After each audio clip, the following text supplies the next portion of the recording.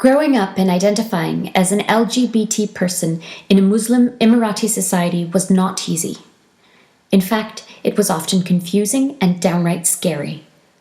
For much of my youth, I was fumbling in the dark, trying to understand myself. Where did I fit in? In my society, I was raised to believe that human sexuality is sinful and taboo. Sex is considered a private matter between two married adults who want to eventually have children. Anything else is nonsense. In high school, the only literature I could find on sexuality was damning religious scripture that diminished my self-esteem. My teachers and peers all condemned homosexuality as barbaric.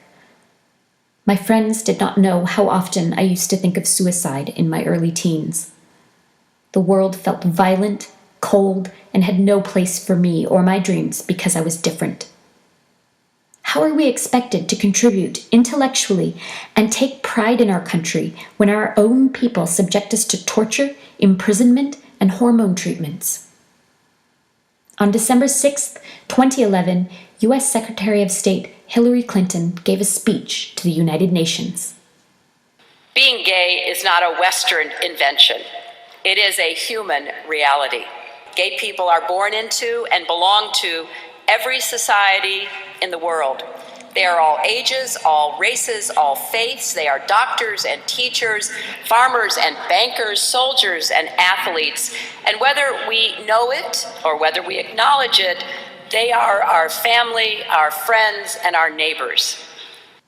The Universal Declaration that protects these friends and neighbors was ratified by the United Nations on December 10, 1948, with a count of 48 votes to none.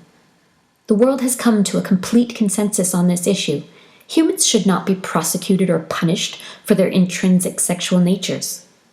If the UAE wishes to be a credible part of the international community, they must concede this point, regardless of personal religious convictions. Belief in God cannot be an excuse for oppressing and terrorizing citizens.